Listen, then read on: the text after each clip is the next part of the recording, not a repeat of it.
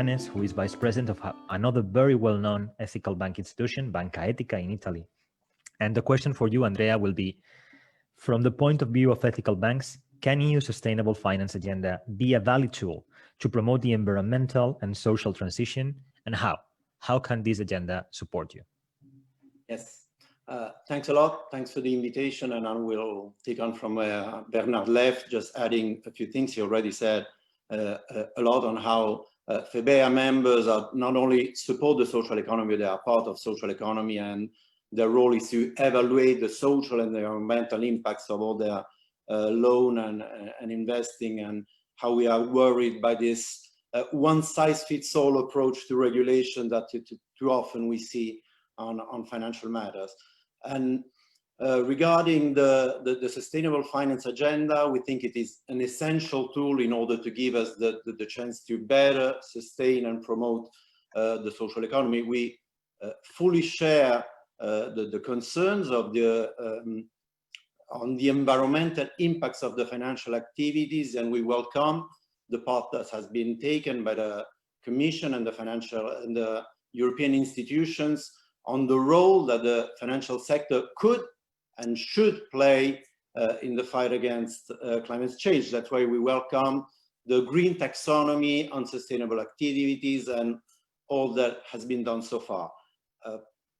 This said, we also strongly believe that sustainability is a much broader concept, and it must go beyond environment and climate change. As much as it's urgent and important, sustainability must take into account all the social dimension, all the governance dimension.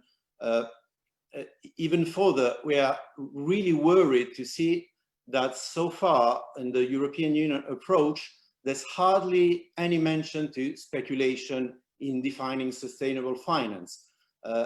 We wonder how it's possible just a dozen years after the subprime crisis and the Lehman Brothers collapse and all that happened, to define sustainable finance without ever mentioning tax havens, the problem with derivatives, the instability of financial markets, the shadow banking system, and so on and so forth.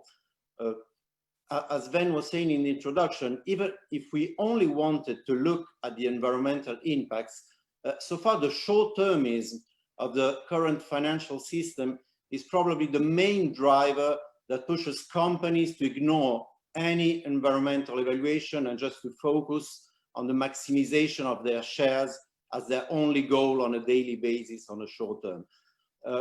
Even regarding the environmental approach in the sustainable finance agenda, so far we miss the definition of what is unsustainable.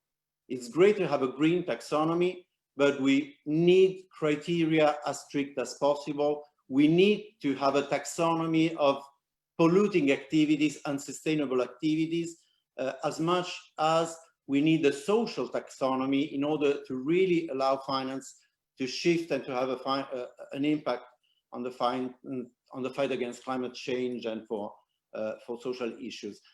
That's why we welcome the sustainable finance agenda, but we believe what has been done so far must be seen as a first step on a long journey, and we have to go further on social taxonomy. Together we're talking about transparency, together we're talking about a lot of other issues. Otherwise, we will once again have this one-size-fits-all approach. We'll have the risk of greenwashing from the main financial groups and so on and so forth. Let me just point out an example that Bernard was quickly mentioning.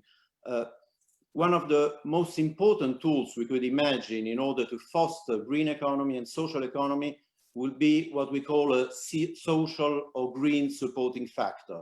If I explain in a nutshell, so far banks' capital requirements for any loan they provide, they are based only on the financial risk of the loan. Taking into account the overall environmental and social impact of a loan would mean lowering capital requirements for loans with positive impacts on the environment and the society, and possibly raising them for unsustainable projects, for polluting projects. This would mean cheaper credit, cheaper loans for green and social economy, and it would be an extraordinary tool in order to foster green and social economy, towards circular economy, towards sustainability.